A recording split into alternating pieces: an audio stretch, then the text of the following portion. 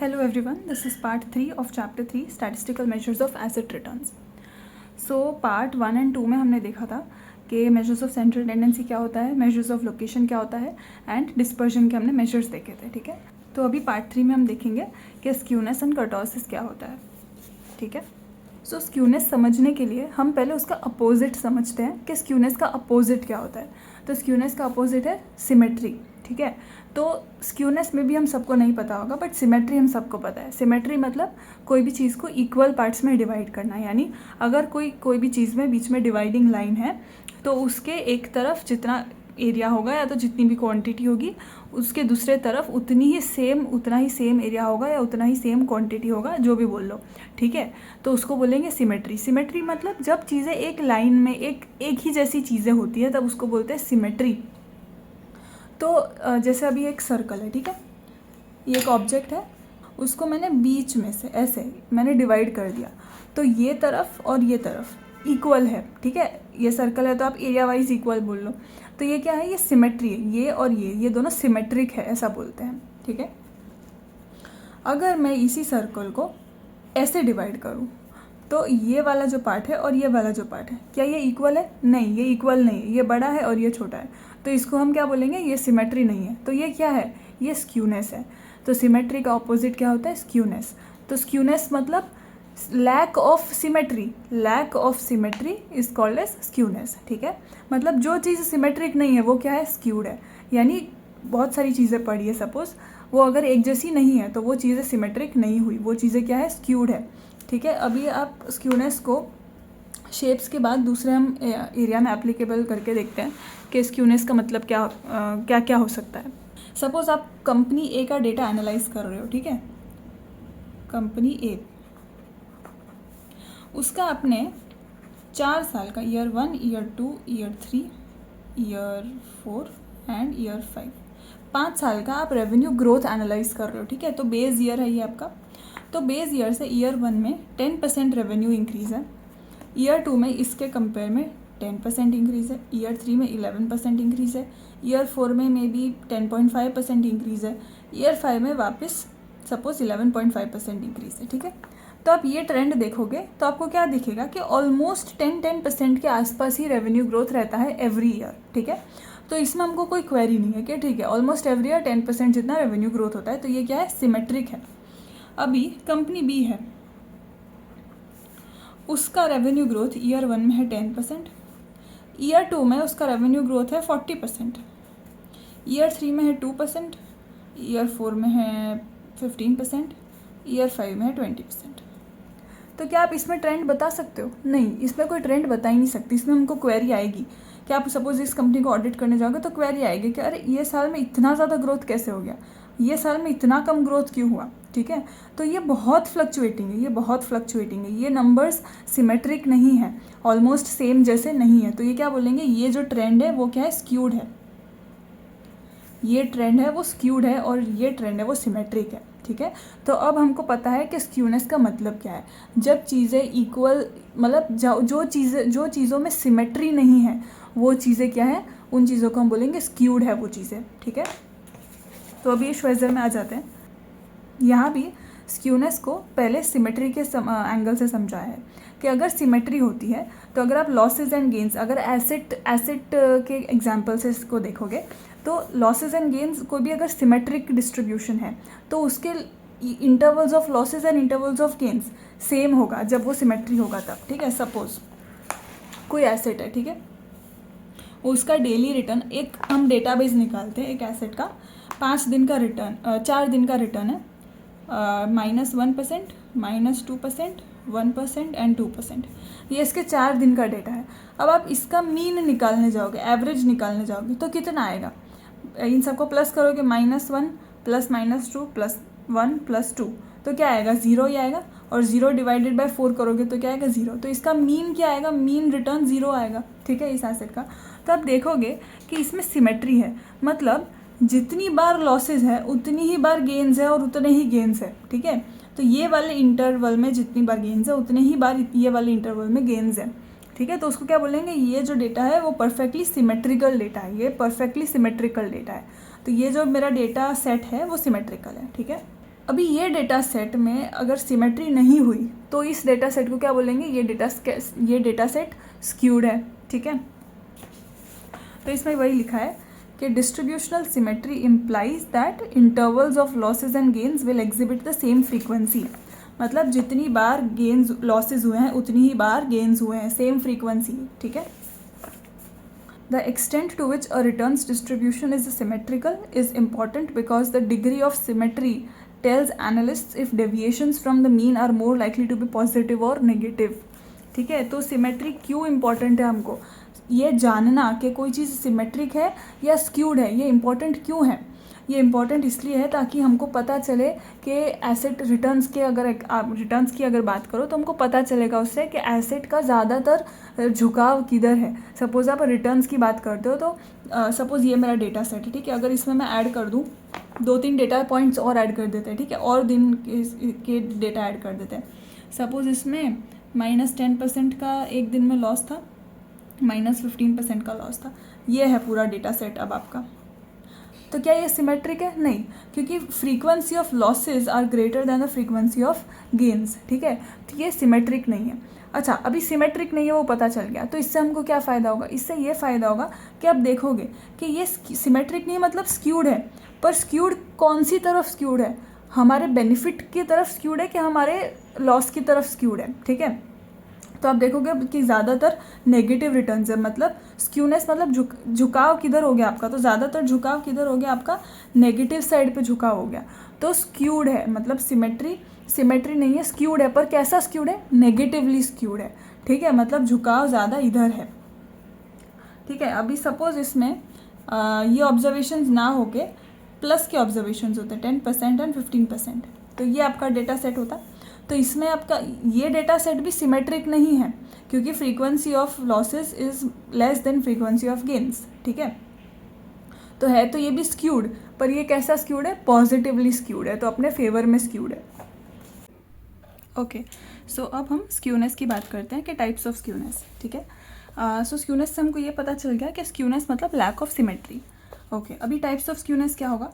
सो अगर हम सिमेट्री को हम 0 लेके चलते हैं तो स्क्यूनेस क्या क्या हो सकता है? 0 से जो डेविएट हो वो तो या तो आपका प्लस साइड पे हो सकता है डेविएशन, या तो आपका नेगेटिव साइड पे हो सकता है डेविएशन, ठीक है।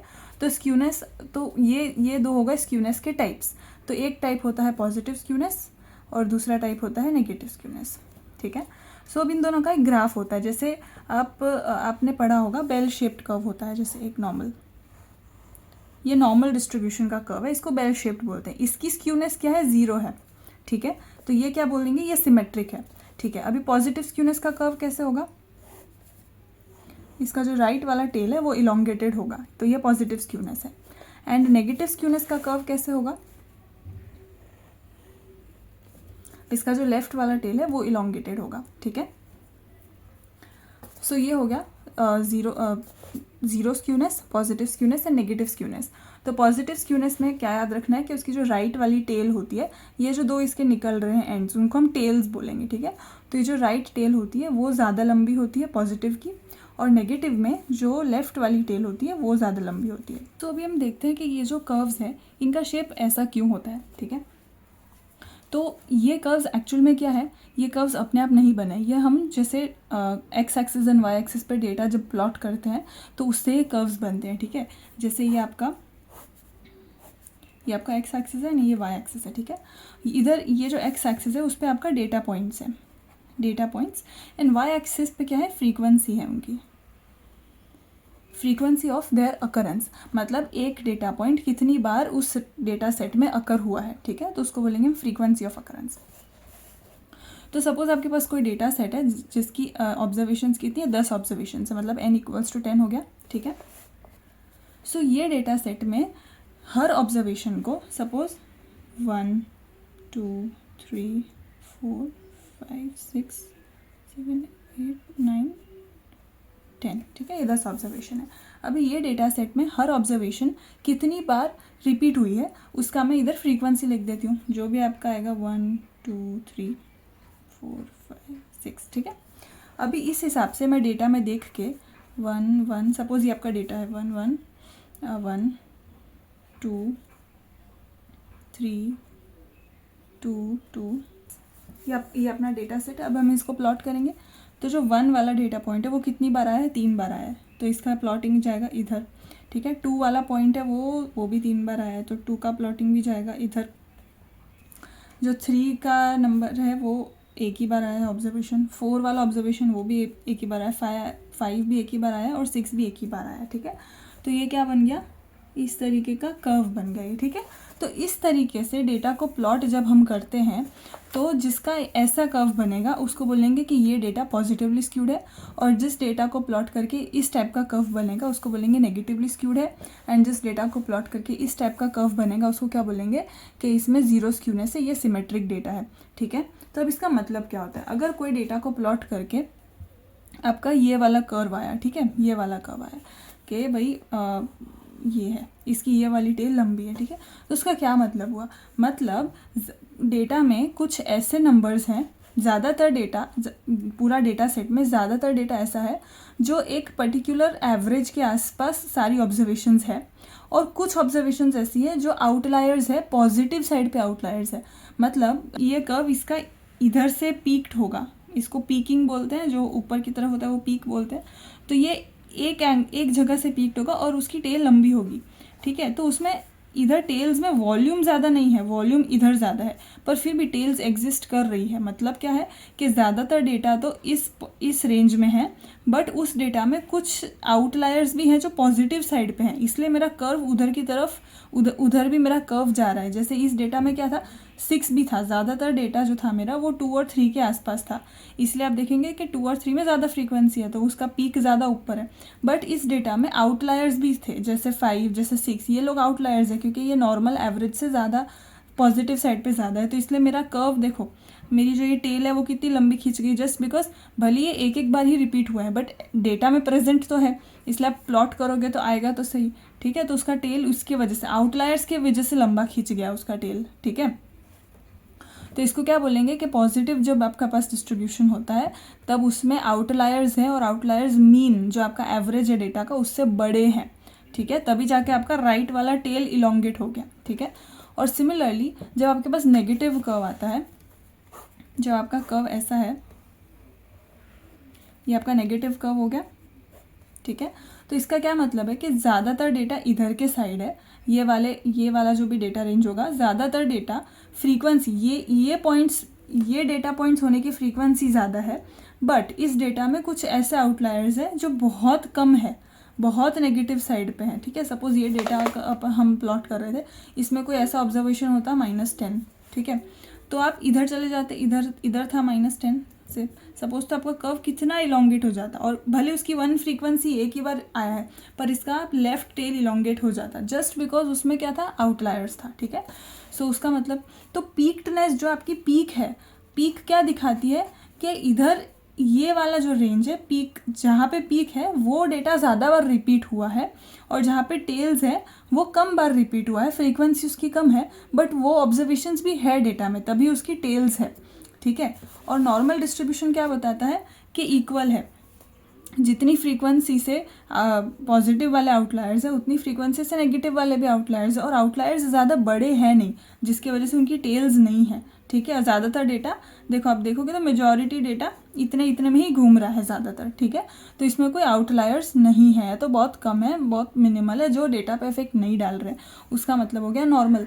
और अगर कोई आउटलायर्स है जो डेटा पे काफ़ी, अगर कोई आउटलायर्स है तो उसमें क्या हो जाता है, वो टेल इलोंगेट हो जाती है, फिर चाहे अगर पॉजिटिव आउटलायर्स है तो राइट वाली टेल इलोंगेट हो जाएगी, और नेगेटिव आउटलायर्स है तो लेफ्ट वाली टेल इलोंगेट हो जाएगी। ठीक है, सो हम इसमें देख लेते हैं श्वेजर में। Positively skewed distribution is characterized by outliers greater than the mean. A positively skewed distribution is said to be skewed right because of its relatively long upper tail or right tail, and negatively skewed distribution has disproportionately large amount of outliers less than the mean that fall within its lower tail.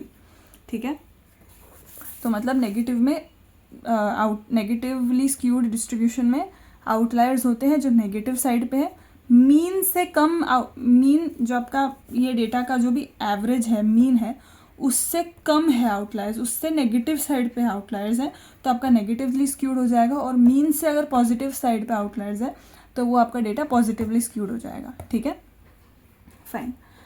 सो अभी जब आप mean median mode की बात करते हैं, हर data set का mean median mode निकाल सकते हैं। ठीक है, ओके। अभी कोई डेटा का अगर नॉर्मल डिस्ट्रीब्यूशन है, आपने ये डेटा को प्लॉट किया और नॉर्मली डिस्ट्रीब्यूट हुआ, ये नॉर्मल डिस्ट्रीब्यूशन आया इसका। ठीक है, तो इससे आपको क्या पता चलता है डेटा के बारे में? इससे ये पता चलता है इस डेटा का जो मैंने प्लॉट किया उसका मीन, उसका मीडियन और उसका मोड वो तीनों सेम होंगे। ठीक है, जब डेटा सिमेट्रिक होगा तब, और वो किधर किधर लाए होंगे वो तीनों, इधर एग्जैक्टली सेंटर पे। ये कर्व को अगर मैं एग्जैक्ट हाफ में डिवाइड करूँ तो एकदम सेंटर वाली लाइन पे एग्जैक्टली ये वाला जो आपका डेटा, ये इधर जो आपका ऑब्जर्वेशन होगा वही आपके पूरे डेटा का मीन भी है, मीडियन भी है, मोड भी है। ठीक है, मोड हम समझ सकते हैं क्यों है, क्योंकि इधर ही सबसे ज़्यादा फ्रीक्वेंसी होगी उस डेटा की, और मोड मतलब जो ऑब्जर्वेशन सबसे ज़्यादा बार रिपीट होता है वो आपका मोड हो जाता है। तो सबसे ज़्यादा पीक इधर है, और पीक कब आती है? जब आपकी फ्रीक्वेंसी ज़्यादा होती है, क्योंकि आपके वाई एक्सिस पे क्या है? फ्रीक्वेंसी है, वाई एक्सिस पे फ्रीक्वेंसी है। ठीक है, तो जितनी ज़्यादा फ्रीक्वेंसी उतना ज़्यादा पीकिंग होगा। ठीक है, तो जहाँ पे मैक्सिमम पीक है वो आपका क्या हो गया? मोड हो गया। वही आपका एवरेज भी होता है, क्योंकि इक्वल ऑब्जर्वेशंस उसके इधर फॉल हो रही है लेफ्ट हैंड साइड पे, and equal number of observations उसके राइट हैंड साइड पे फॉल हो रही है। तो एवरेज मतलब क्या? कोई भी चीज़ का मिडल, तो एग्जैक्टली ये मिडल हो गया। ठीक है, और मीडियन भी क्या हो गया? मिडल वाला ऑब्जर्वेशन, तो ये भी मिडल वाला ऑब्जर्वेशन है। ठीक है, तो इसलिए जो नॉर्मल डिस्ट्रीब्यूशन में जो आपका सेंटर वाला पॉइंट है वही पॉइंट आपका मीन भी है, मीडियन भी है, मोड भी है। इसलिए नॉर्मल डिस्ट्रीब्यूशन में बोलते हैं कि mean equals to median equals to mode. ये आपको जो रिलेशनशिप है वो याद रखना है। ठीक है, अभी हम पॉजिटिव डिस्ट्रीब्यूशन में आ जाते हैं। पॉजिटिव डिस्ट्रीब्यूशन में क्या होता है? आप इसको एग्जैक्टली सेंटर में से नहीं कट कर सकते to find the mean. Positive में जब आप पहले के लेक्चर्स याद करो कि कोई भी डेटा में जब पॉजिटिव साइड पे आउटलायर्स होते हैं, सपोज ये डेटा का मीन अभी 2 आ रहा है, सपोज इसमें एक ऑब्जर्वेशन होता 20, तो ये मीन का क्या होता है? फिर मैं वापस अगर मीन रिकैलकुलेट करूँ तो मेरा मीन क्या आएगा? 2 आएगा। 2 से कम आएगा कि 2 से ज़्यादा आएगा? हमको पता है कि अगर पॉजिटिव साइड पे आउटलायर है तो मीन हमेशा उसके तरफ, हमेशा मीन आउटलायर्स के तरफ पुल हो जाता है। ठीक है, तो अगर पॉजिटिव साइड पे आउटलायर्स है तो मीन ऊपर की तरफ पुल हो जाएगा पॉजिटिव साइड पे। तो अगर मैं इसका रिकैलकुलेट करूँ मीन तो क्या आएगा? 2 से हमेशा ज़्यादा आएगा। ठीक है, तो मीन ऊपर की तरफ खिंच जाएगा। तो इसमें भी क्या होगा? अगर ये पॉजिटिव मेरा डेटा सेट है, अगर मेरा नॉर्मल पॉजिटिव डिस्ट्रीब्यूशन है तो मेरा मीन हमेशा ऊपर की तरफ खिंच जाएगा। तो एग्जैक्टली ये जो पीक है उस पर आपका मीन नहीं आएगा, आपका मीन आएगा थोड़ा इधर, ये आपका मीन होगा से। ठीक है, क्यों? क्योंकि ये आउटलायर्स की वजह से मीन ऊपर की तरफ पुल हो गया, इसलिए मीन इधर आएगा। ठीक है, और नेगेटिव साइड में क्या होगा मीन का? जो हम अभी खुद से सोच के बता सकते हो, मीन नीचे के साइड पुल हो जाएगा। तो अगर ये आपका कर्व है तो एग्जैक्टली मिडल में मीन नहीं होगा, इधर होगा मीन, ये होगा आपका मीन। ठीक है, सो ये श्वेजर में दे रखा है। नॉर्मल डिस्ट्रीब्यूशन में एग्जैक्ट सेंटर में आपका मीन मीडियन मोड होता है। पॉजिटिव डिस्ट्रीब्यूशन में मीन देखो किधर है, एग्जैक्ट सेंटर में नहीं है, मीन इधर है, थोड़ा राइट हैंड साइड पे पुल हो गया। और नेगेटिव साइड पे, नेगेटिव डिस्ट्रीब्यूशन में मीन देखो इधर एग्जैक्ट सेंटर में नहीं है, लेफ्ट की साइड पुल हो गया। ठीक है, अभी मीडियन एंड मोड का क्या इशू है? इसमें आपको एक रिलेशनशिप याद रखना है कि जब नॉर्मल डिस्ट्रीब्यूशन है तब तो हमने देखा कि mean equals to median equals to mode, ये हमेशा तीनों सेम होंगे। ठीक है, अभी जब पॉजिटिवली स्क्यूड डिस्ट्रीब्यूशन होगा तो आपको एक चीज़ पता है कि मीन है वो ऊपर की तरफ पुल हो जाएगा, और आउटलायर्स का सबसे ज़्यादा इफेक्ट किस पे आता है? मीन पे आता है, एवरेज पे आता है, ये हमने देखा था। तो सबसे ज़्यादा बड़ा तो कौन होगा? सबसे ज़्यादा बड़ा तो एवरेज ही होगा। ठीक है, उससे छोटा कौन होगा? मीडियन होगा, और उससे छोटा कौन होगा? मोड होगा।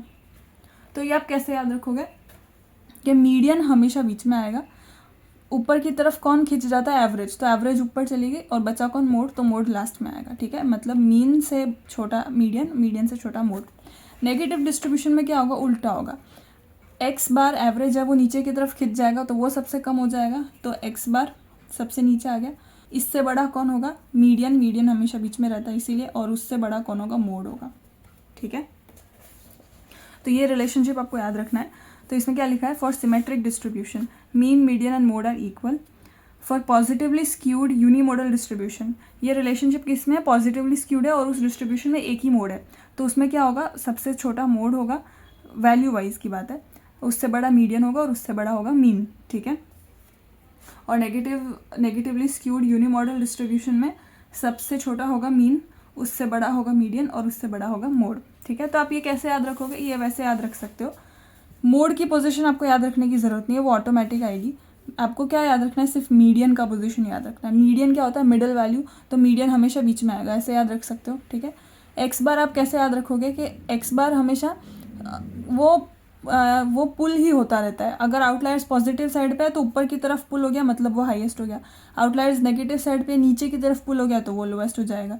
तो ये मीडियन तो हमेशा बीच में ही है। और फिर तीसरी प्लेस क्या बची, मोड के लिए बची, तो ये जो बची हुई प्लेस है वो हमेशा मोड को मिल जाएगी, ठीक है। तो आप ऐसे याद रखोगे, मीडियन हमेशा बीच में रहेगा। एक्स बार तो पुल होता ही रहता है आउटलायर्स की वजह से, तो अगर पॉजिटिव आउटलायर तो ऊपर की तरफ पुल हो गया तो वो हाईएस्ट वैल्यू हो गई, नेगेटिव है तो नीचे की तरफ पुल हो गया तो वो लोएस्ट वैल्यू हो गई। जो पोजीशन बची वो मोड की पोजीशन, ठीक है। सो अब आप ये ग्राफ में देखोगे, मीन हमने देख ही लिया था। पॉजिटिव में देखो, मीन सबसे बड़ा है। अच्छा, अभी आपको लगेगा कि ये बड़ा छोटा कैसे पता चलेगा, तो हमने देखा था कि ये एक्चुअल में जो कर्व है वो कर्व सिर्फ एक लाइन पे नहीं है, ये एक्चुअली प्लॉटेड है। बहुत लोगों को इसमें कन्फ्यूजन हो जाता है कि ये क्यों एक तरफ से ऊंचा है, क्यों ऐसा है, किस वजह से ये एक तरफ से पीक्ड है। मीन इधर पॉजिटिव में तो क्या होना चाहिए था, मीन सबसे बड़ा होना चाहिए था, उसके बाद मीडियन और इसके बाद मोड, ठीक है। तो इस तरफ क्यों है मीन, ये तो हमको छोटा लग रहा है, ऐसा नहीं है। ये एक्चुअली आपका एक्स एक्सिस है और इधर एक्चुअली एक वाई एक्सिस है, ठीक है। तो ये एक्चुअली एक ग्राफ पे प्लॉटेड है। तो और ये वाई एक्सिस पे क्या है, फ्रीक्वेंसी है, कितनी बार एक ऑब्जर्वेशन रिपीट हुआ है डेटा सेट में। और एक्स क्या है, वो फ्रीक्वेंसी, वो ऑब्जर्वेशंस है, ठीक है। तो आप देखोगे तो ये 0 से स्टार्ट होता है हमेशा ग्राफ, ठीक है। और हम ये वाले क्वाड्रेंट पे हैं तो हमेशा इधर पॉजिटिव वैल्यूज़ होगी, तो 0 1 2 3 4 जो भी आपकी ऑब्जर्वेशंस है। तो जैसे जैसे आप ये ग्राफ पे राइट हैंड साइड पे जाते रहते हो, ऑब्जर्वेशंस इंक्रीज होती रहती है। इसलिए आप देखोगे मीन सबसे ज़्यादा राइट मोस्ट पे है इनसे कंपेयर में, तो मतलब मीन सबसे बड़ा हुआ, ठीक है। इधर सपोज 5 की वैल्यू है तो मीन सपोज 5 है। मीडियन उससे छोटा है, सपोज ये 4 की वैल्यू है तो ये 4, और मोड उससे छोटा है, सपोज ये 2 है तो ये 2। तो हो गया 5 4 2, मीन सबसे बड़ा, उससे छोटा मीडियन, उससे छोटा मोड, ठीक है। तो वैसे आपको देखना है। तो फ्रीक्वेंसी भले तो आपको मोड की ज़्यादा दिखेगी, क्योंकि ऑब्वियसली मोड मतलब सबसे ज़्यादा अकरिंग वाला ऑब्जर्वेशन, ठीक है। और ये बताता भी क्या है, वाई एक्सिस फ्रीक्वेंसी, तो ये ऑब्जर्वेशन सबसे ज़्यादा बार अकर हो रहा है, इसलिए इसका प्लॉटिंग है वो सबसे ऊपर हुआ है, ठीक है। तो ये मोड है। मीडियन उससे बड़ा होता है एंड मीन उससे बड़ा होता है, क्योंकि मीन आउटलायर्स की तरफ खिंच चुका है। May be this is may be suppose value है ये कोई 30 की वैल्यू है, सपोज ये आउटलायर था डेटा सेट में, उसकी वजह से पूरे डेटा का मीन ऊपर की तरफ पुल हो गया, ठीक है, इसलिए मीन 5 है। तो आपको ऐसे देखना है। नेगेटिव में क्या देखोगे आप, ये आपका एक्सिस है, वाई एक्सिस, एक्स एक्सिस, ठीक है। ये वाले क्वाड्रेंट में है हम, तो ये नेगेटिव वाला क्वाड्रेंट है, इधर 0 है, इधर -1 -2 -3 जो भी है। या तो आप इसको ऐसे भी देख सकते हो कि ये ऐसा है, सेम ये वाले क्वाड्रेंट में ही है, पर 0 से स्टार्ट हो रही है, 1 2 3 4, तो ज़्यादातर डेटा इधर है।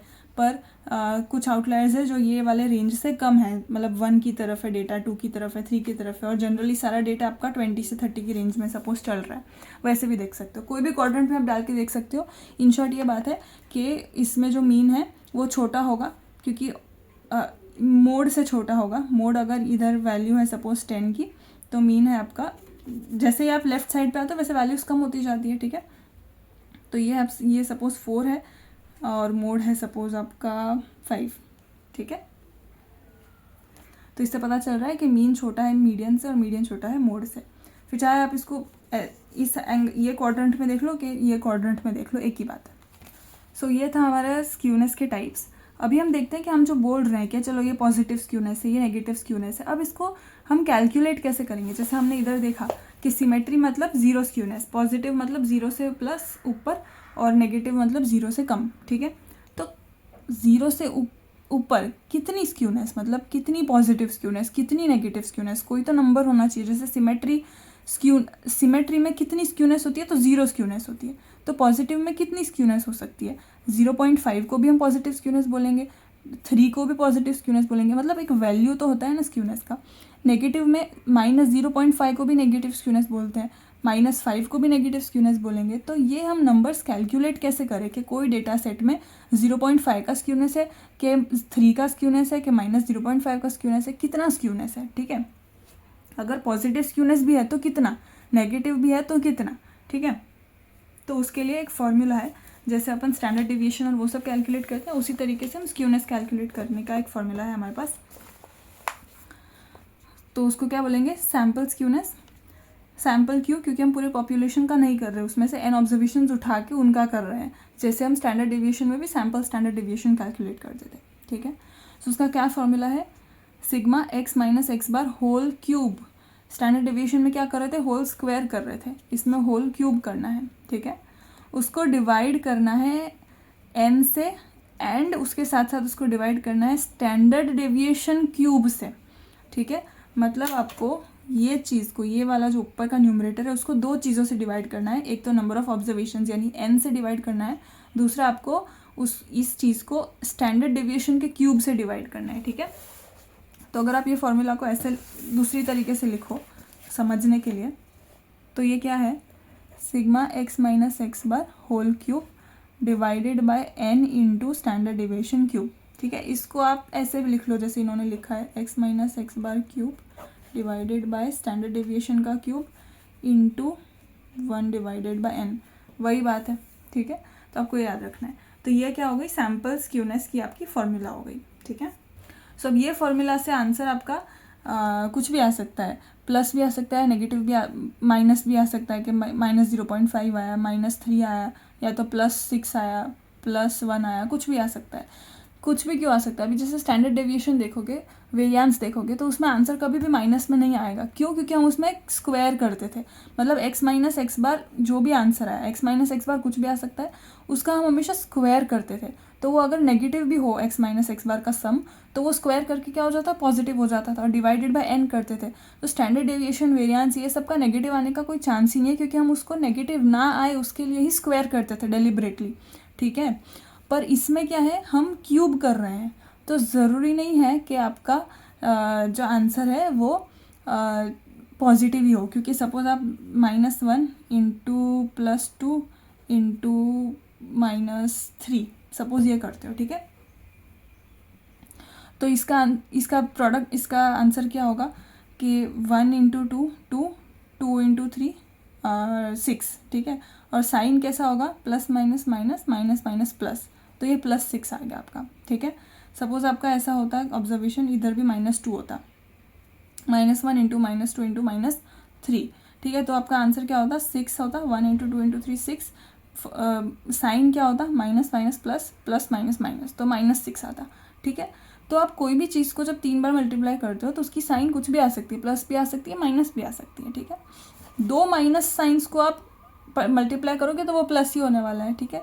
बट कोई नेगेटिव नंबर का आप क्यूब करोगे तो वो हमेशा नेगेटिव में ही आएगा, ठीक है। 3 नंबर्स है जिसके अलग साइंस है, उनका क्यूब करोगे कुछ भी आ सकता है, नेगेटिव पॉजिटिव। तो इसलिए हम इसमें हमेशा क्या होगा, डिनोमिनेटर तो क्या है, स्टैंडर्ड डेविएशन क्यूब ही आपका। तो डिनोमिनेटर, स्टैंडर्ड डेविएशन खुद कभी नेगेटिव नहीं होता, तो पॉजिटिव का क्यूब करोगे तो पॉजिटिव ही होगा। तो डिनोमिनेटर हमेशा पॉजिटिव होगा आपका, बट ऊपर न्यूमरेटर कुछ भी हो सकता है, पॉजिटिव या नेगेटिव। इसलिए आपका आंसर कुछ में कैसे में भी आ सकता है, पॉजिटिव में आ सकता है कि नेगेटिव में आ सकता है, ठीक है। सो इसमें यही लिखा है श्वाइजर में, denominator is always positive but the numerator can be positive और negative depending on whether observations from the mean और observations below the mean tend to be farther from the mean on average. मतलब x minus x bar आपका plus है कि minus है, उसके ऊपर आपका न्यूमरेटर है वो पॉजिटिव भी आ सकता है, नेगेटिव भी आ सकता है, पर डिनोमिनेटर हमेशा पॉजिटिव होगा, ठीक है। अभी इसमें एक बात है कि अगर आपका आंसर -0.5 से लेके 0.5 ये रेंज में फॉल होता है तो हम इसको बोल सकते हैं कि ये ज़्यादा स्क्यूनेस नहीं है, ये ऑलमोस्ट सिमेट्री है।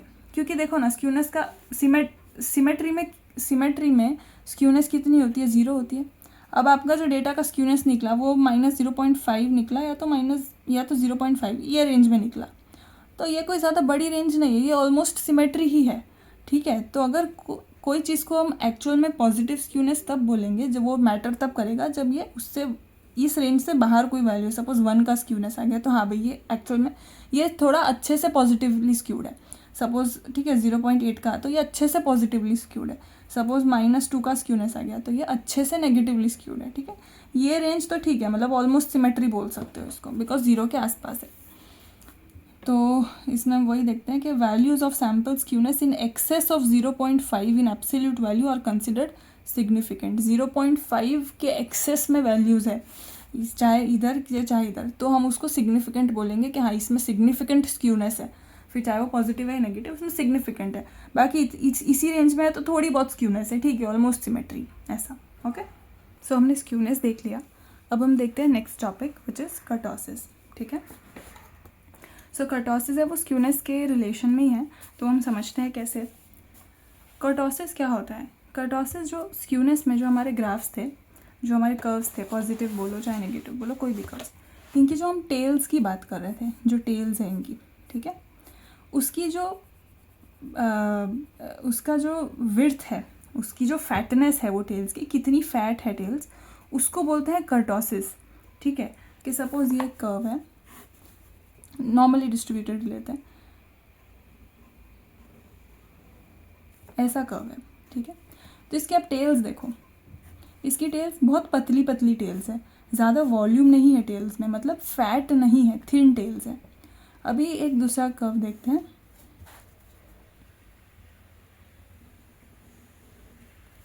इसकी टेल्स देखो, इसके कंपेयर में इसकी टेल्स देखो, फैट टेल्स है।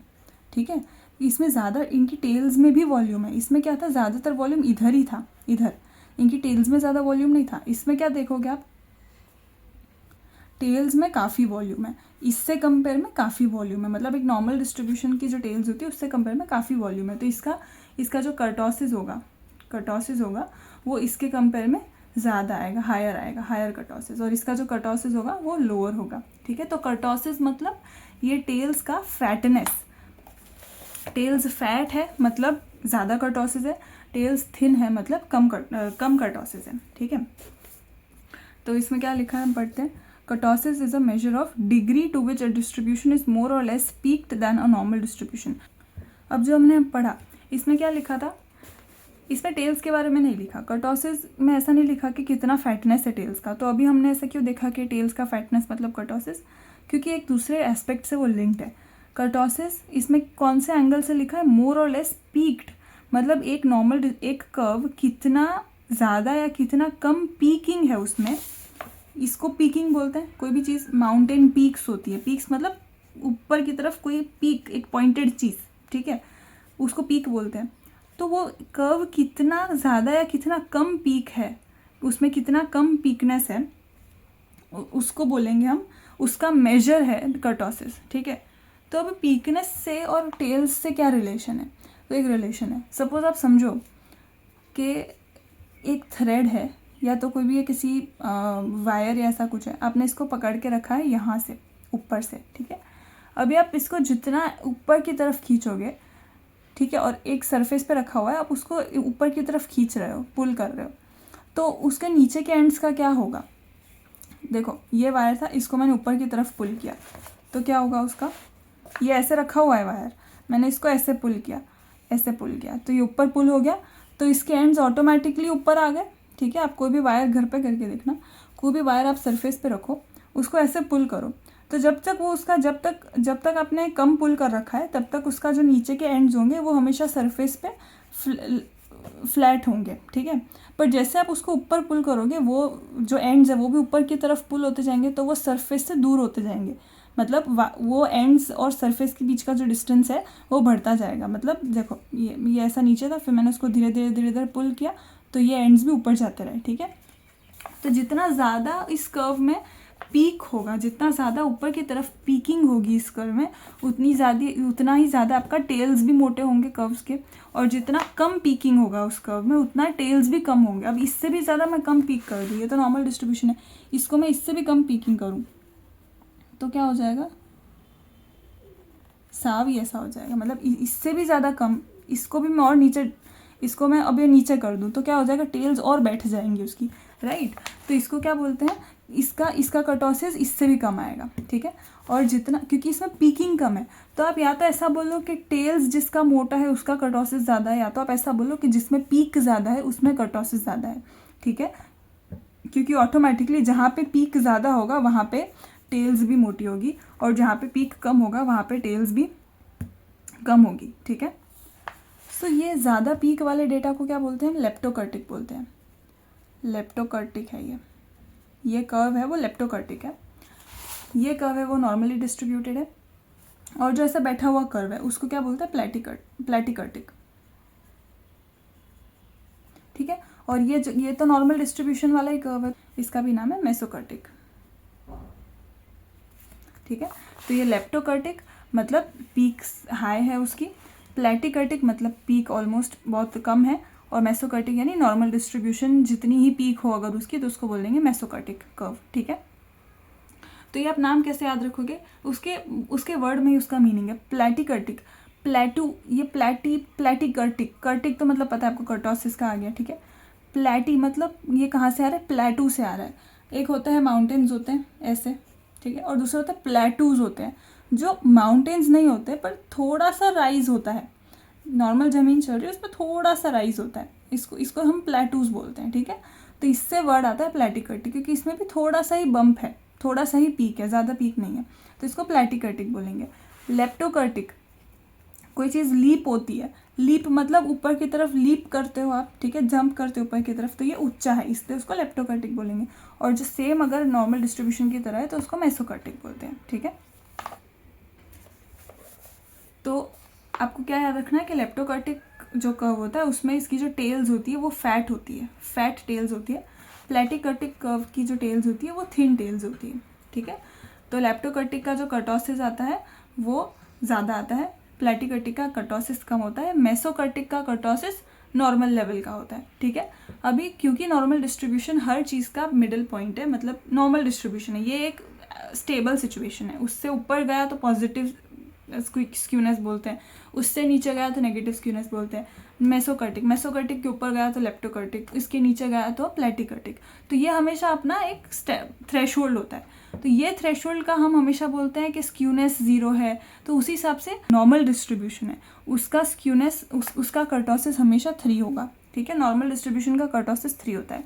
तो इसके कंपेयर में जब आप देखते हो तो लेप्टोकर्टिक का जो कर्टोसिस है वो, लेप्टोकर्टिक मतलब मेसोकर्टिक से ज़्यादा पीकनेस मतलब ज़्यादा कर्टोसिस, किसके कंपेयर में ज़्यादा कर्टोसिस, मेसोकर्टिक के कंपेयर में ज़्यादा कर्टोसिस, मतलब जो लेप्टोकर्टिक का कर्टोसिस होगा वो 3 से बड़ा होगा, और जो प्लेटिकर्टिक का कर्टोसिस होगा वो 3 से छोटा होगा, ठीक है। तो ये हमेशा जो आपका नॉर्मल डिस्ट्रीब्यूशन है या तो जो आपका मेसोकर्टिक डिस्ट्रीब्यूशन है वो हमेशा आपका बेस होता है, बेस से ऊपर गया मतलब लेप्टोकर्टिक मतलब 3 से ज़्यादा का कर्टोसिस, और इससे अगर नीचे गया मतलब प्लेटिकर्टिक 3 से कम का कर्टोसिस, ठीक है। तो इसमें कर्टोसिस होगा लेस देन 3, इसमें कर्टोसिस होगा एग्जैक्टली 3, और इसमें कर्टोसिस होगा मोर देन 3, ठीक है। सो अब इनका मतलब क्या होता है वो हम देख लेते हैं। ये लेप्टोकर्टिक है, हम इसको वापस ड्रॉ करते हैं। ये लेप्टोकर्टिक हो गया आपका। इसके कंपेयर में अगर आप नॉर्मल ड्रॉ करो तो इन्होंने एक कंपैरिजन दिया है फॉर इजी अंडरस्टैंडिंग। ये जो ब्लू वाली लाइन है वो आपकी नॉर्मली डिस्ट्रीब्यूटेड कर्व है, इसके कंपेयर में जो डॉटेड लाइन है वो लेप्टोकर्टिक है। लेप्टोकर्टिक देखो नॉर्मल से कंपेयर में इसका पीक हाइट इसकी वो ज़्यादा है, ठीक है। और टेल्स जो है इसकी टेल्स यहाँ से शुरू हो रही है, तो इसकी टेल्स देखो कितनी मोटी है। नॉर्मल डिस्ट्रीब्यूशन की टेल देखो कुछ वॉल्यूम ही नहीं है, कुछ वॉल्यूम नहीं है, इसकी टेल्स में कितना वॉल्यूम है, ठीक है। तो ये होता है लेप्टोकर्टिक और नॉर्मल डिस्ट्रीब्यूशन। तो अब हम समझते हैं कि इससे डेटा में आपको क्या इंटरप्रिटेशन आएगा। लेप्टोकर्टिक इसका पीक बहुत हाई है, ये भी क्या है डेटा का प्लॉटिंग ही किया हुआ है, ठीक है। तो इसका पीक बहुत हाई है, मतलब ये अगेन आपका वाई एक्सिस और ये एक्स एक्सिस समझ लेते हैं, इधर फ्रीक्वेंसी है और इधर हमारे ऑब्जर्वेशन है। तो ये एक ऐसा डेटा है, इसका मतलब क्या हुआ कि ये एक ऐसा डेटा है जिसमें काफ़ी सारा, मेजॉरिटी से भी ज़्यादा डेटा, ऑलमोस्ट काफ़ी सारा डेटा ऐसा है जो इधर इधर ही सीमित है।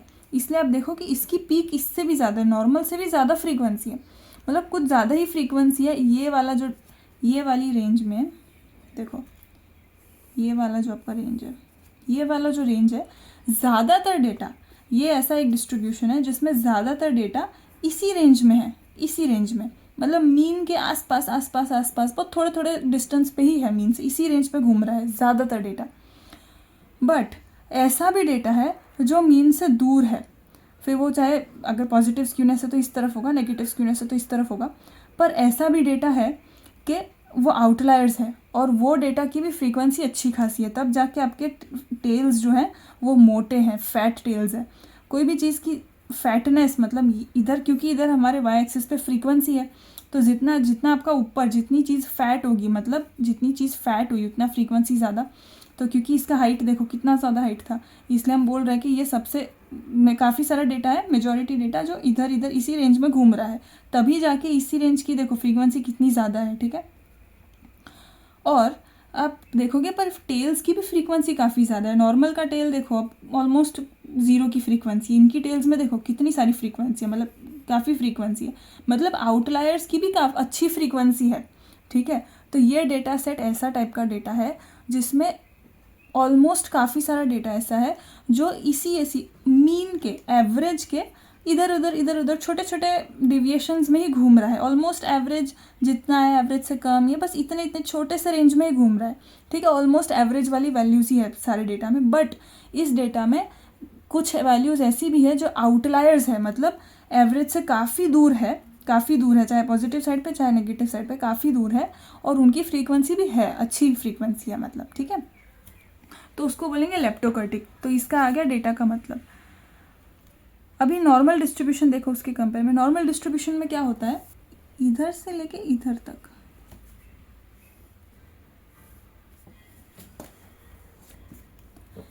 ये इतना डेटा का रेंज कितना है, इधर से लेके इधर इतना है, थोड़ा बढ़ गया डेटा का रेंज, ठीक है।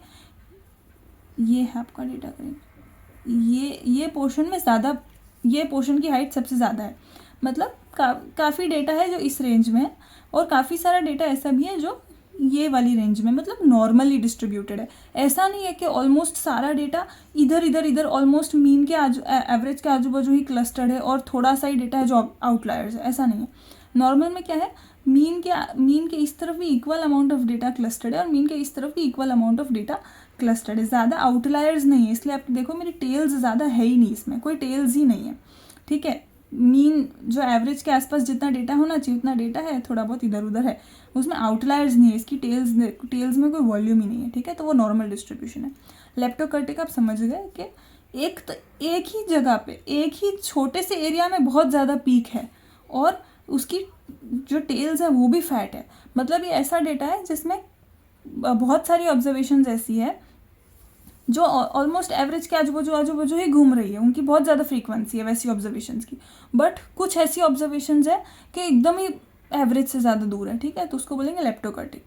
तो ये आपको अच्छा, ये सब हम सीख रहे हैं, वो क्या हेल्प करेगा आपको, ये उस एंगल में हेल्प करेगा कि सपोज़ कोई एसेट के आप रिटर्न्स देख रहे हो, ठीक है, और आपके पास बहुत सारा डेटा है, उसको आपने प्लॉट कर दिया, ठीक है, कोई भी टूल्स, स्टैटिस्टिकल टूल्स यूज़ करके आपने उसको प्लॉट किया और उसका कर्व बनाया, उसका कर्व आया ऐसा लेप्टोकर्टिक। तो आप उससे क्या इंटरप्रेट करोगे, आप एक एक डेटा पॉइंट देखने तो जाओगे नहीं, तो आप उससे ये इंटरप्रेट करोगे कि इस डेटा में मीन से थोड़ा बहुत, मीन से छोटे छोटे डेविएशंस पे, मतलब ऑलमोस्ट एवरेज के आसपास ही है ये डेटा सेट में ज़्यादातर ऑब्जर्वेशंस ऐसे हैं जो इसके आसपास ही हैं एवरेज के, बट इस डेटा सेट में आउटलायर्स भी हैं और उनकी भी फ्रीक्वेंसी अच्छी खासी है, ठीक है।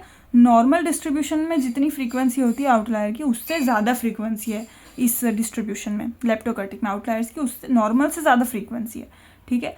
तो आपको उसमें थोड़ा ध्यान रखना पड़ेगा। तो हम क्या बोलते हैं, ये एक MCQ में जैसे वो जो CFA के प्रैक्टिस क्वेश्चंस जो हमको देते हैं, उसके एक MCQ में ये था कि मोस्ट इक्विटी जो एसेट है उसके रिटर्न्स कौन से टाइप के होते हैं, लेप्टोकर्टिक होते हैं, नॉर्मली डिस्ट्रीब्यूटेड होते हैं, प्लैटिकर्टिक होते हैं, मेसोकर्टिक होते हैं, क्या होते हैं।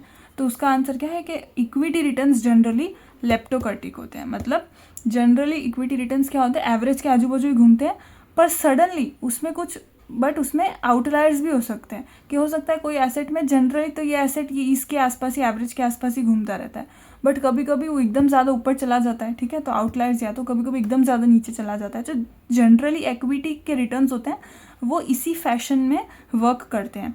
तो इसलिए बोलते हैं कि इक्विटी के रिटर्न्स का अगर आप प्लॉट करोगे तो उसका जनरली डिस्ट्रीब्यूशन आता है वो लेप्टोकर्टिक आता है। तो ये आप याद रखोगे कि इक्विटी के जो रिटर्न्स होते हैं उसका डिस्ट्रीब्यूशन लेप्टोकर्टिक होता है, ठीक है।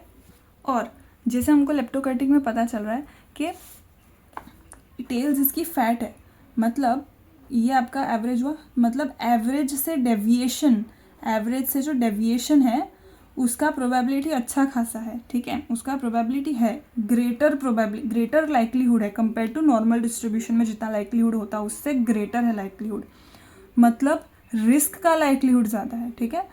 एवरेज से डेविएशन का लाइक्लीहुड ज़्यादा, मतलब रिस्क का लाइक्लीहुड ज़्यादा। क्यों? क्योंकि डेविएशन यानी रिस्क। अगर पॉजिटिव साइड पे डेविएशन है तो ठीक है, it is the bonus, but अगर नेगेटिव साइड पे डेविएशन है तो वो रिस्क है, ठीक है। तो लेप्टोकर्टिक मतलब क्या हुआ कि अगर आपका पॉजिटिव साइड पे फैट टेल्स है तो अच्छी बात है, ठीक है, बट इसका मतलब ये भी हो सकता है कि नेगेटिव साइड पे भी फैट टेल्स है, मतलब इसमें ज़्यादातर टाइम तो मुझे एवरेज के आसपास ही मेरे रिटर्न्स रहेंगे, बट कुछ कुछ इंस्टेंसेस ऐसे हो सकते हैं जब मेरा लॉस हो सकता है, और लॉस जब होगा तो बड़ा लॉस होगा क्योंकि देखो इसकी फ्रीक्वेंसी ज़्यादा है, ठीक है। तो इसका मतलब क्या है, इसमें रिस्क ज़्यादा है, और इक्विटी डिस्ट्रीब्यूशंस भी क्या होते हैं, ज़्यादा रिस्की होते हैं, ठीक है। तो आप उससे याद रख सकते हो कि इक्विटी रिटर्न्स का डिस्ट्रीब्यूशन लेप्टोकर्टिक होता है।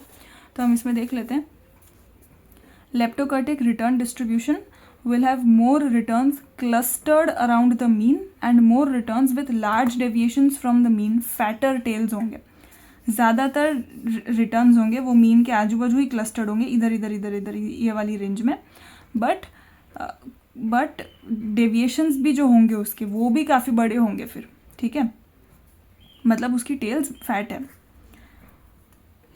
Compared to normal distribution, leptokurtic will have a greater percentage of small deviations from the mean and a greater percentage of extremely large deviations from the mean, मतलब mean के आजू बाजू ही values थी इधर इधर, मतलब स्मॉल डेविएशन उसका भी ग्रेटर परसेंटेज है, बट साथ में ज़्यादा बड़े डेविएशंस होने का भी परसेंटेज अच्छा खासा है, ठीक है।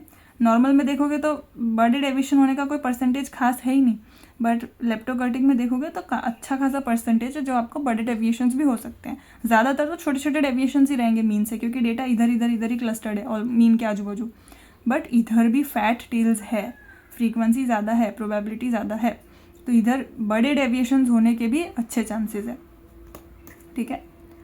This means that there is a relatively greater probability of an observed value being either close to the mean or far from the mean, ठीक है। Regarding an investment returns distribution, a greater likelihood of a large deviation from mean return is often perceived as an increase in risk, ठीक है। तो बड़ा deviation मतलब risk ज़्यादा, ठीक है, तो ये लेप्टोकर्टिक रिस्की ज़्यादा होता है क्योंकि इसमें नॉर्मल के कंपेयर में आउटलायर्स होने की प्रोबेबिलिटी फ्रीक्वेंसी ज़्यादा है, ठीक है। तो आप ऐसा याद रखोगे कि इक्विटी रिटर्न्स है वो लेप्टोकर्टिक होते हैं, ठीक है। अभी कर्टोसिस की वापस बात करते हैं, तो इसमें वही लिखा है, excess kurtosis if it has either more और less kurtosis than the normal distribution. Normal distribution है वो आपका बेस वैल्यू है, ठीक है, बेस से ज़्यादा हुआ मतलब आपके डिस्ट्रीब्यूशन में कर्टोसिस ज़्यादा है, मतलब एक्सेस कर्टोसिस है, और अगर बेस से कम कर्टोसिस है मतलब आपके डिस्ट्रीब्यूशन में लेस कर्टोसिस है, ठीक है। तो लेप्टोकर्टिक में हमेशा एक्सेस कर्टोसिस होता है और प्लेटिकर्टिक में हमेशा लेस कर्टोसिस होता है, ठीक है। और नॉर्मल डिस्ट्रीब्यूशन का कर्टोसिस कितना होता है जो हमने देखा 3 होता है, ओके। सो इसमें कॉन्सेप्ट आ गया कि एक्सेस कर्टोसिस, ठीक है। एक्सेस कर्टोसिस मतलब कोई भी चीज़ एक्सेस, मतलब किसी के कंपैरिजन में कोई चीज़ एक्सेस होती है, ठीक है। तो एक्सेस मतलब कोई चीज़ से कंपेयर में कुछ ज़्यादा हो गई तो उसको एक्सेस बोलते हैं, तो बेस चीज़ होती है उसके ऊपर होता है। तो अब एक्सेस कर्टोसिस कैसे निकालोगे, जो आपका कर्टोसिस है वो -3, क्योंकि 3 क्या है, बेस है। तो लेप्टोकर्टिक का कर्व, ये सपोज मेरे पास लेप्टोकर्टिक कर्व है, इसका कर्टोसिस है 6 है, चलो इसका कर्टोसिस सपोज 5, कर्टोसिस 5 है, पर एक्सेस कर्टोसिस कितना है, 5 - 3 2, ये इसका एक्सेस कर्टोसिस है, ठीक है। तो कर्टोसिस और एक्सेस कर्टोसिस में वो फ़र्क है, जब भी आपको एक्सेस या तो डेफिसिट निकालना हो तो आप 3 से कंपेयर करोगे। एक्सेस मतलब 3 से बड़ा है तो कर्टोसिस -3। अगर ये डिस्ट्रीब्यूशन प्लेटी-कर्टी के इसका कर्टोसिस है सपोज 1 का कर्टोसिस है, 1 - 3 करोगे तो -2 का एक्सेस, मतलब एक्सेस नहीं है, डेफिसिट कर्टोसिस है। ठीक है, सो इसमें हम देख लेते हैं। Normal distribution has excess kurtosis equal to 0। अच्छा, नॉर्मल डिस्ट्रीब्यूशन का कर्टोसिस क्या होता है? 3 होता है। उसके लिए आप एक्सेस कर्टोसिस निकालने जाओगे तो 3 - 3 0। ठीक है, तो normal distribution has excess kurtosis equal to 0, leptokurtic has excess kurtosis greater than 0 and platykurtic distribution will have excess kurtosis less than 0। इसमें आप प्लीज़ ध्यान रखना, कर्टोसिस की बात नहीं कर रहे हैं। कर्टोसिस लेप्टोकर्टिक में 3 से ज़्यादा होता है, प्लेटिकर्टिक में 3 से कम होता है, नॉर्मल का 3 होता है। एक्सेस कर्टोसिस की बात कर रहे हैं तो लेप्टोकर्टिक में 0 से ज़्यादा होगा एक्सेस, प्लेटिकर्टिक में 0 से कम होगा और नॉर्मल में 0 एक्सेस कर्टोसिस होगा। समझ रहे हैं डिफरेंस? कर्टोसिस मतलब एक्चुअल में जो वैल्यू है कर्टोसिस की वो, एक्सेस कर्टोसिस मतलब 3 से कंपैरिजन में कितना एक्सेस है। तो अगर आप नॉर्मल डिस्ट्रीब्यूशन का एक्सेस कर्टोसिस निकालोगे तो क्या करोगे? कर्टोसिस -3, इसका है भी कर्टोसिस 3, उसको -3 करोगे तो इसका 0 ही आएगा, तो इसका एक्सेस कर्टोसिस 0 है। लेप्टोकर्टिक डिस्ट्रीब्यूशन, उसका एक्सेस कर्टोसिस निकालोगे तो उसका कर्टोसिस 3 से बड़ा है, तो सपोज 5 है, उसको फिर 3 से माइनस करोगे तो 2, मतलब 0 से ज़्यादा है इसका एक्सेस कर्टोसिस। और अगर प्लेटिकर्टिक डिस्ट्रीब्यूशन है तो उसका एक्सेस कर्टोसिस है सपोज 1, उसका कर्टोसिस है सपोज 1, उसको 3 से माइनस करोगे तो -2, तो 0 से कम है उसका एक्सेस कर्टोसिस। ठीक है, तो कर्टोसिस और एक्सेस कर्टोसिस में फ़र्क है। ठीक है, अभी हम देख लेते हैं कि ये जो 3, 6, 5 जो भी वैल्यू आ रही है कर्टोसिस की वो निकलती कैसे है। तो जैसे स्क्यूनेस का एक फॉर्मूला था वैसे ही कर्टोसिस का भी एक फॉर्मूला है। उसका क्या फॉर्मूला है?